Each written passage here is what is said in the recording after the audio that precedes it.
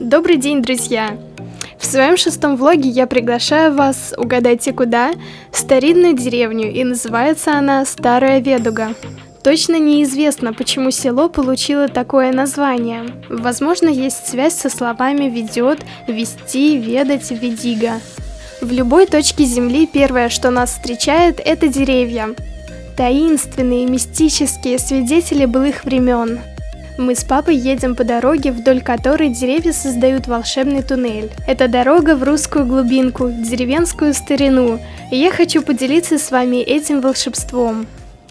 Здесь еще какое-то супер старинное здание, просто в стиле стимпанк. Это нереально красиво на самом деле.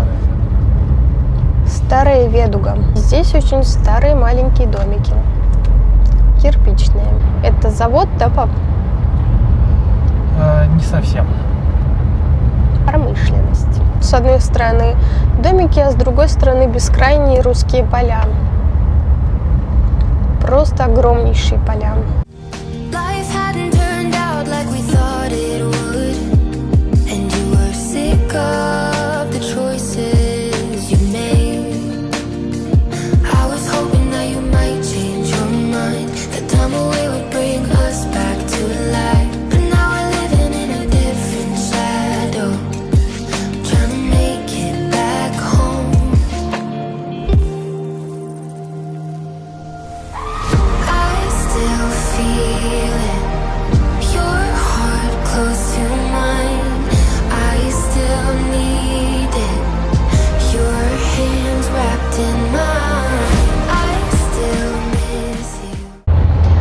Я, собственно, что хотела сказать, что вот здесь какая-то особенная дорога, она очень такая русская, тут русский дух, тут Русью пахнет. Бывает, едешь из города и видишь, что зелень, она такая жухлая на деревьях, потому что очень много машин, рядом город, рядом заводы, а здесь прям живая зелень и очень-очень зеленый цвет деревьев.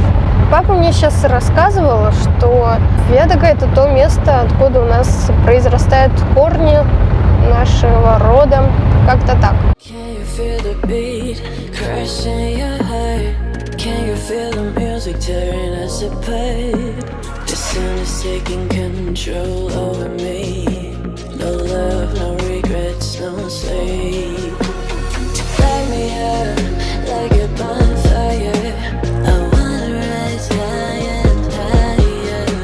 Наш ретро-мерседес смотрится здесь как припаркованная машина времени. Мы заходим в дом почти через дверь времени и попадаем с папой в мир народного быта, где есть уютная горница, и нас угощают там сырниками, блинчиками и медом с пасеки дяди Вити, а чай пьем из студеной колодезной воды. Где есть поля, холмы, сады и родники. Все так, как жили в русскую старину.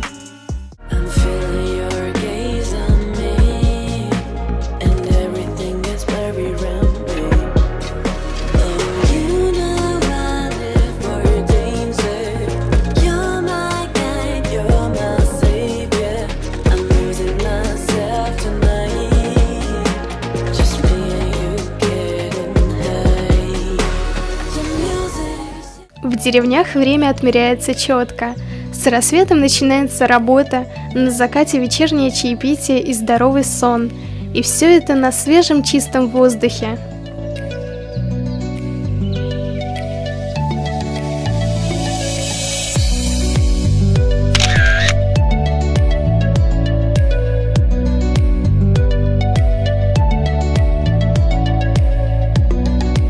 Красный угол в избе традиционно украшен богатой ручной вышивкой.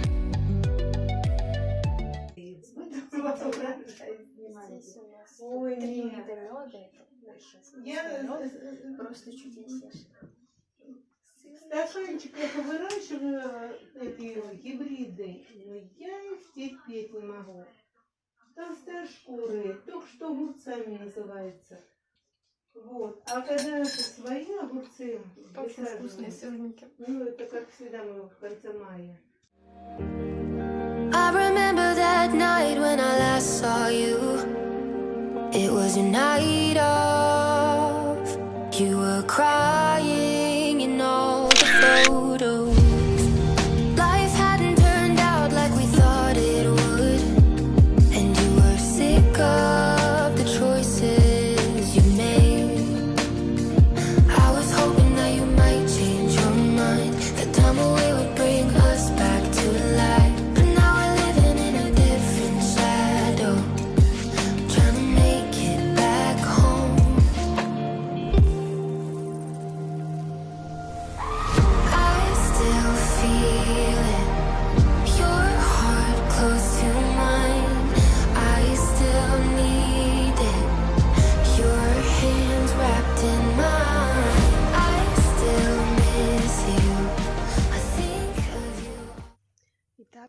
Это был первый день. Как это называется, деревня, пап? Старая Ведуга. Мы вышли из дома, мы находимся в Старой Ведуге, и мы вышли в самую темную ночь, самой темной луны. Мы были вооружены лишь фонариками. Один фонарик ручной и второй на телефоне. Нас предупредили, что здесь может встретиться кабан. Фу, о боже, на меня что-то село. И саблезубые комары. Но мы не боимся, мы городские, мы самарские. И так мы пробираемся сквозь полнейшую ночь, темную ночь. Тут может произойти все, что угодно, потому что это заброшенная старая Ведуга. Я свечу на себя, я свечусь. Здесь роса на траве вечерняя. Кстати, комары не кусаются. Когда был маленький, я вот по нему лазил, по этому камню. Мне было 5 лет. Так что этот камень всех нас помнит. Офигеть, круто. Ну, папа тут ностальгирует и ностальгирует на каждом углу. Он просто здесь гулял и бегал в детстве. Говорит, всю эту деревню протопал. Жил тут, да, пап, в детстве? Древний валун можно причислить к камням-чашечникам. В этих углублениях чашах собирается дождевая вода. В общем, тут воздух можно пить. Он настолько богатый, насыщенный. Слушайте, я чувствую себя звездой в свете софитов. Здесь белый фонарик на себя свечу, папа светит. Клево, освещение клевое. Но тут ночь просто непроглядная. Тут даже фонарей нет, до ближайших соседей 5 километров. Да. Цивилизации вообще, 2 километра. Цивилизации и в помине нету. То есть вообще тут крайне интересная тусовка. Такая очень одинокая. Вот, и что я хочу сказать. Мы стоим на камушке сейчас. Я вдыхаю чудеснейший ночной воздух. Это просто нечто. Это что-то с чем-то, ребят. Я бы хотела передать через экран этот чудесный воздух. Это просто нечто. Он такой обогащенный, пахнет акацией, медом, вощиной, пчелками, вареньем, компотиками, травой, полевыми цветами, иван-чаем. В общем, просто всем-всем-всем вкусным, чудесным, великолепным. В общем, на таком воздухе можно жить, и не то что жить тут, можно жить и 100, и 200 лет, и все такое, потому что вот нетронутая цивилизацией местность. Домики пчел. Впервые в жизни была на экскурсии по деревенской пасеке. Пчелы — дело тонкое.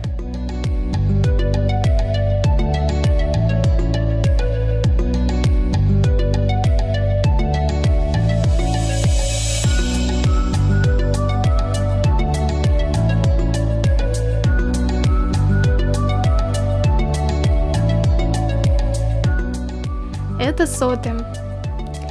Так рождается мед. Вот они сюда натаскивают мед, так, а потом мы его качаем. Оборудование для пасечника.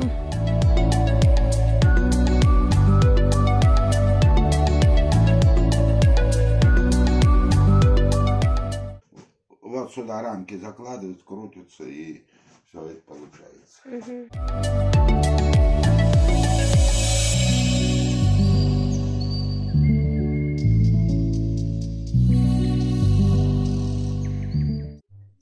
Вот так выглядит человек, который довольно плохо спал, и да еще и спал с макияжем. Вот, потому что как-то не думали, что мы тут с ночевой останемся, но остались мы с ночевой, и я не стала снимать макияж. Я лучше проснусь красивой, с тушью, с подводкой сразу, с карандашом для бровей. Вот, и, кстати, я вся искрутилась, мы легли спать где-то в 10, в 11, и я не спала до 3:40, в 3:40 я услышала первых петухов. И, кстати, ночи тут очень темные, прям очень-очень. Это мне дали ночнушечку. Вот, такая хлопковая, милая, рюшечная, прям как из 19 века. Вот кроватка высокая, ковры традиционные.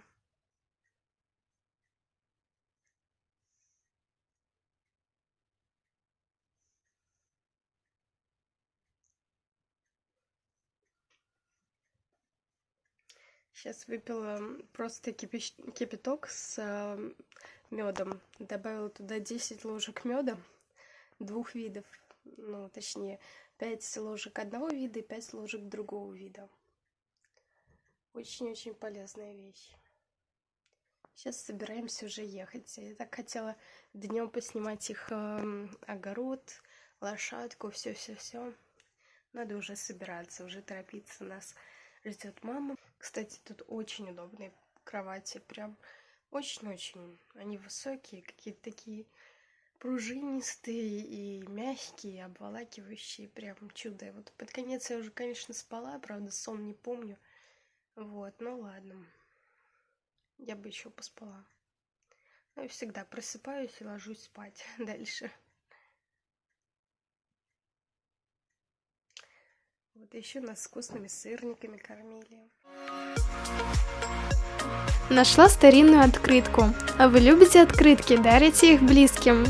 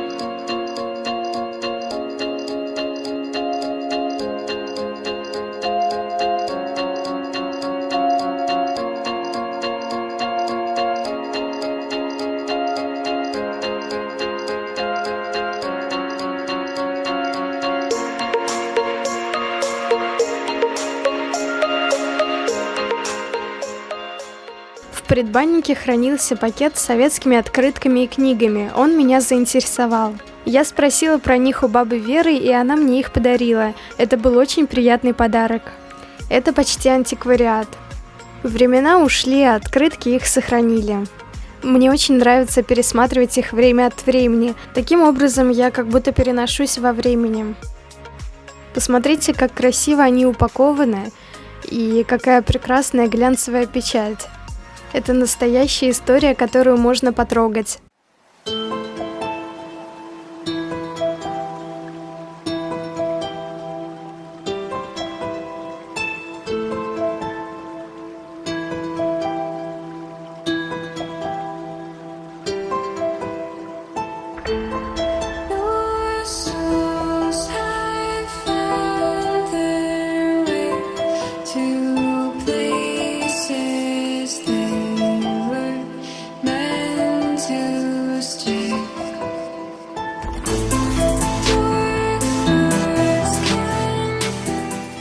Я храню эти открытки в пакете в шкафу, чтобы беречь от пыли.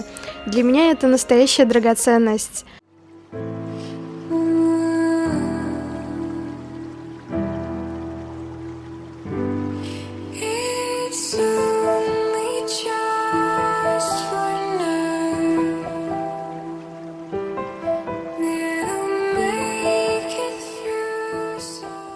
Перебирая открытки с бабочками, я вспоминаю знаменитого русского энтомолога и писателя Набокова.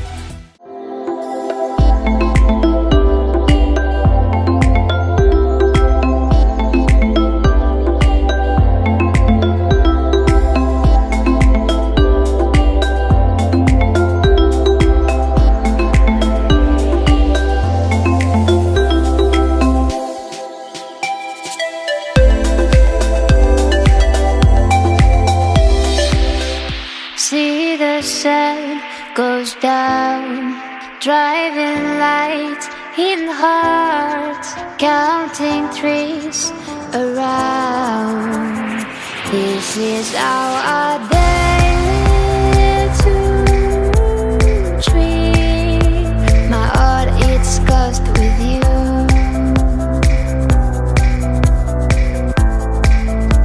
My heart is cursed with you.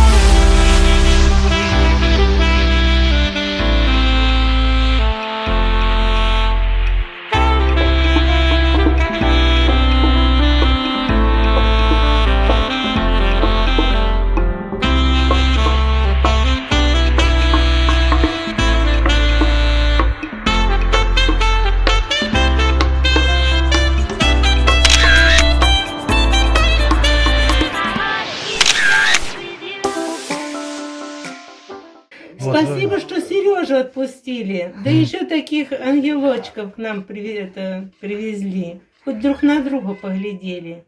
А то жизнь прилетела уже. Мне 68. Маше 69. Дядя Вова 65 лет будет справлять вот на днях. Да, Вот. Вовке 65. Да, вот Вот поехали. дома мы как муравьи возимся.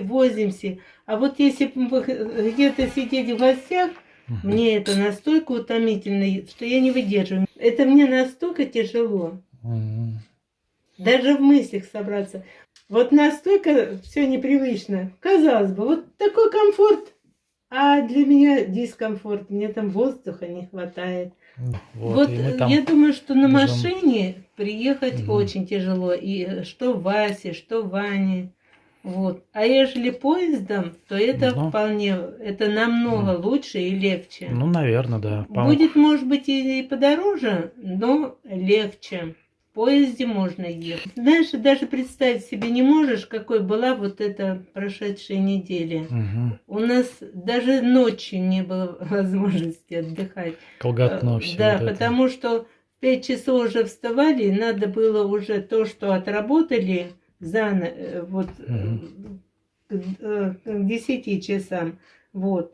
Надо было эти же рамки, Мгм. которые опять их расставить на свои места. По своим ульям. Да, Да. это не обязательно по своим Ага. ульям, а главное, чтобы второй этаж, или Мгм. как его, второй корпус был Мгм. заполненный, Мгм. чтобы пчелы еще могли бы обсушить эти рамки. Я вас так долго ждала. Ну, Так я это долго прям сам ждали. чувствовал. Мы Вот. хотели приехать. Я Память помню о ней. эту печку, я на ней наверху, он там, сейчас покажу, сам залазил, и мы лежали Она на, другая печка. на бушлатах. Да. На Там у бушлатах. нас пчелиные Вот. эти всегда лежат. Помню, Вот когда баба такие Наташа вот пироги подушки. готовила, а мы там все, Да, дети, да. лазили. И на тужурках там лежали. Все для пчелок тут лежит. Да. Боже мой. Вот это конь в тумане. Привет. Гигантский конь.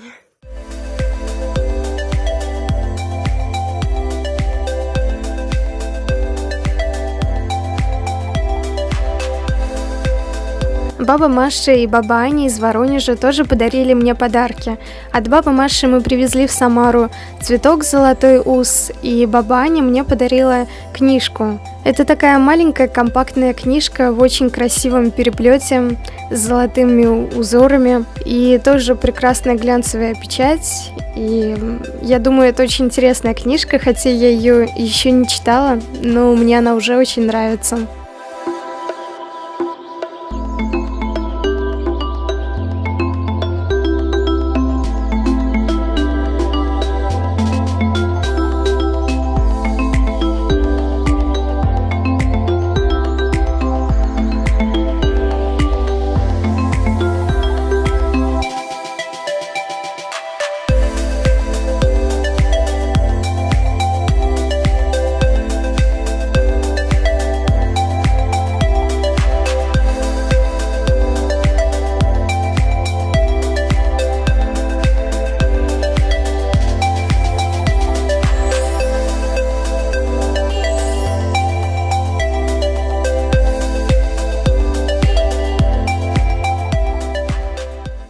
Друзья, большое спасибо за ваши подписки и лайки.